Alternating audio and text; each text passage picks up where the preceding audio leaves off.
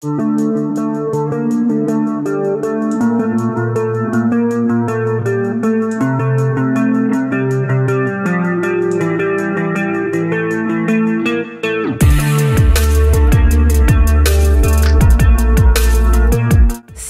artistes pluridisciplinaires terminent actuellement leur cursus à l'École professionnelle des arts de la scène, EPAS, située à Mâcon.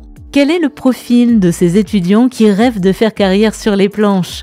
Pour en savoir plus, nous recevons aujourd'hui Sarah Mali, chanteuse, danseuse et comédienne qui aime fusionner ces disciplines dans ses créations. Bonjour Sarah. Bonjour Sandra. Alors Sarah, vous avez laissé de côté vos études dans le domaine du soin et de la santé pour vous consacrer aux arts de la scène. En quoi le soutien de votre maman a-t-il été important dans cette décision? Alors par où commencer? Quand j'étais plus jeune, j'ai toujours été attirée par les métiers artistiques. J'ai fait du solfège pendant 4 ans, de la guitare, du chant, de la danse. Et j'ai aussi pris des cours de théâtre. Après, je suis rentrée à l'école et quand on m'a demandé ce que je voulais faire plus tard, j'ai tout de suite répondu que je voulais faire des métiers qui étaient liés à l'art. On m'a souvent répété que c'était pas un vrai métier, qu'il fallait que je trouve une bouée de secours.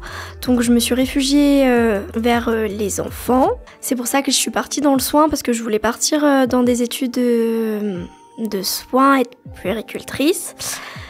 Puis le soutien de ma maman a été qu'elle m'a poussée à croire en mes rêves et elle m'a poussée à suivre, elle aime souvent dire ma destinée, parce que elle voyait qu'en fait j'étais le plus heureuse quand j'étais sur scène, quand elle venait me voir en spectacle quand j'étais plus jeune. Et donc elle m'a donc poussée à réussir et à aller vers cette discipline, enfin cet univers.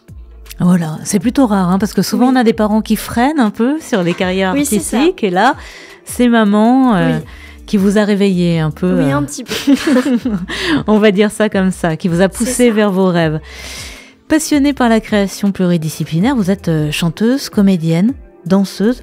Vous avez concrètement commencé par quoi, Sarah? C'était la musique d'abord, c'est ça? Pour être honnête, j'ai d'abord commencé par le chant, sous la douche, à l'âge de 3 ans. Puis après, j'ai commencé par faire du solfège et j'ai voulu faire de la guitare. Donc c'est pour ça que j'ai commencé le solfège, parce que pour faire de la guitare, il fallait avoir des bases en musique. Puis du coup, j'ai vite mêlé le chant. Puis après, j'ai beaucoup déménagé aussi, donc j'ai vite arrêté cette discipline pour me réfugier dans la danse. Puis ensuite, j'ai redéménagé et je me suis réfugiée dans le théâtre. Puis maintenant, je me suis retrouvée à Mâcon, à l'EPAS, où je mélange un peu ces 3 disciplines. Vous avez beaucoup utilisé le mot réfugié. Oui. C'est un refuge pour vous, la création artistique? Un petit peu, c'est là où je peux m'exprimer et un peu faire part de qui je suis sans pour autant me sentir jugée, même s'il y a certains doutes et certaines peurs. Mais c'est là où je me sens le plus à l'aise et du coup j'ai moins de doutes que dans d'autres métiers. Pour le métier d'auxiliaire de puériculture, vous aviez des doutes?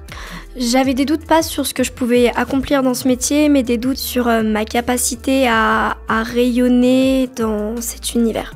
Vous êtes mieux dans l'univers artistique. C'est ça. Vos créations, Sarah, sont toutes liées à votre vécu, oui, à votre intimité. Comment les pratiques artistiques vous ont-elles aidé à avancer, à vous exprimer ou à mieux vous exprimer? J'ai commencé par m'exprimer avec mes propres créations, avec mon spectacle pluridisciplinaire qui s'appelle À mon âge, qui est donc un spectacle que j'ai écrit l'année passée dans le cadre de ma formation à l'EPAS. C'était pour moi très compliqué parce que c'était la première fois que je mettais des mots sur ce que je pouvais vivre ou ce que je pouvais développer artistiquement parlant.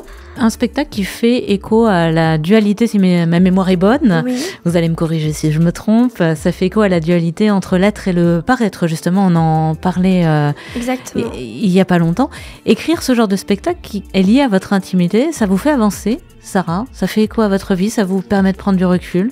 Oui, en fait, ça me permet de prendre du recul aussi sur ce que je vis parce que je fais part de mon expérience à travers quand même des spectacles assez universels qui peut toucher tout le monde. Et donc, par cette même occasion, ça me permet aussi également de m'exprimer parce que j'ai beaucoup de choses à extérioriser, un peu comme chaque personne. Et moi, j'ai décidé de le faire de cette manière-là. Et quand on écrit sur soi, on parle d'être et de paraître, là, quand on écrit sur soi, sur son intimité, est-ce qu'on a peur du jugement ? Effectivement. On a peur de ne pas être à la hauteur, on a peur de ne pas être apprécié pour ce que l'on est, on a peur que ce ne soit pas assez authentique, pas assez original, on a peur que ce soit trop... Enfin, en fait, on se met un peu nu face au public. Dans chaque art, on s'ouvre au public et on ouvre une part de soi, mais quand on parle des spectacles qui nous sont assez personnels, c'est un peu une libération et on ouvre un peu une brèche au public de rentrer dans notre intimité. Et j'ai décidé de faire ces choses-là pour moi aussi lâcher prise. Je fais des spectacles qui peuvent être universels et aussi qui sont très intimes pour pouvoir, moi, de mon côté, personnellement, avancer et me grandir en essayant de franchir un peu les étapes qui nous bloquent dans nos vies. Et du coup, je me camoufle et je le transmets via mes spectacles. Est-ce qu'il y a un côté excitant, on parlait du jugement tout à l'heure, à sortir de sa zone de confort comme ça, parce qu'il y a une vraie prise de risque finalement, au niveau de son image, de son ego? Oui, c'est sûr. Parce que sur scène, souvent aussi, on interprète un personnage. On peut facilement s'ouvrir et être soi sur scène sans pour autant être vraiment à nu. Enfin, le public ne peut pas savoir. Le public ne sait pas que c'est vraiment vous. Voilà, en fait. exactement. C'est ça. Il peut penser que vous jouez un rôle total. C'est ça. Alors qu'en réalité, moi j'ai trouvé un peu cette liberté d'être réellement moi-même, mais le public ne le cerne pas forcément vu que j'interprète un personnage également. Voilà, c'est-à-dire que pour vous, l'authenticité, c'est vraiment au cœur de vos spectacles, vous vous présentez au public sans artifice. Exactement. Et finalement, vous êtes en train de nous dire que la scène, c'est l'endroit où vous êtes vraiment vous à 300%. C'est drôle, hein ? Oui. Quand même. Alors vos récits, Sarah, se veulent universels. Ils ont pour objectif d'inviter le public à se poser des questions, à s'interroger, à ressentir, à se reconnaître aussi, peut-être pour certaines ou certains. Quels ingrédients vous utilisez pour favoriser cette interaction ? Parce que finalement, c'est une sorte de communion intellectuelle presque. En réalité, j'ai pas vraiment de secret. Je suis assez moi-même. Je mets un peu différentes touches de ma personnalité. J'apporte souvent un petit peu d'humour, puis un petit peu beaucoup de sincérité. Et souvent, mes spectacles sont pas perçus de la même manière chez chaque téléspectateur et spectateur. Donc je ne saurais pas trop quoi dire, à part que je m'ouvre au public. Enfin, dans mes spectacles, en général, je mélange humour, sincérité, et, je me répète un petit peu, mais... Les coulisses du soleil. Sarah raconte le voyage intérieur d'une jeune femme plongée dans le coma. Pourquoi c'est le projet que vous jugez le plus intime de tous ceux que vous avez fait ?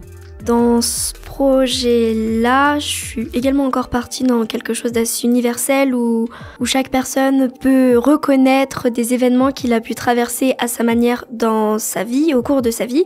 Parce que dans mon spectacle, je vais passer par différentes étapes qui vont être l'enfance, l'adolescence, l'adulte et puis finalement le point final. C'est un spectacle qui est assez intime parce que dans chaque période, je vais prendre des exemples qui ont pu être vécu par ma personne. C'est celui qui parle le plus de vous ? Oui, c'est ça. J'aborde plusieurs thèmes dans cette création et ces thèmes, je les ai vécus à ma manière, donc je le fais passer sous une forme où on ne peut pas forcément cerner que c'est ce que j'ai vécu. Puis c'est aussi voulu parce que je veux pas forcément que le public soit en compassion avec moi, mais qui soit plutôt ouvert à lui se questionner sur ce qu'il a pu vivre dans sa jeunesse ou au cours de sa vie. J'ai une profession publique aussi, dans ce genre de profession, comme dans votre futur métier, on peut se faire juger par tout le monde. Alors vous, on a bien compris, Sarah, que sur scène, vous êtes brute de pomme, que finalement, vous livrez des morceaux de votre intimité, de votre vie. Est-ce que ça vous demande d'être encore plus blindé en dehors de la scène ? Parce que finalement, on peut vite recevoir un mot qui va nous toucher dans son intimité, un retour sur spectacle qu'on n'aurait pas du tout envie de lire ou de voir. Comment vous gérez ça, vous ? En fait, j'arrive facilement à mettre cette part de moi et à faire des spectacles assez intimes sans pour autant... quand on va me faire des retours, je vais pas le prendre personnellement, mais surtout je vais le prendre pour la prestation, pour le personnage que je vais interpréter et pas forcément pour la comédie. Enfin, On va pouvoir me faire des compliments sur mes qualités d'interprétation et tout ce qui en suit, mais je vais pas mélanger personnel et professionnel, même si dans le professionnel, j'apporte du personnel. Enfin, je vais mettre assez une sorte de filtre pour justement faire la part des choses. Votre troisième spectacle, Au-delà des mots, est un spectacle qui aborde les non-dits. Est-ce que justement il y a des sujets dont vous ne pourriez absolument pas parler sur scène? Parce qu'on a l'impression comme ça que vous n'avez pas de tabou, que vous pourriez parler de tout dans vos spectacles. Vous en avez des tabous ou pas, des non-dits?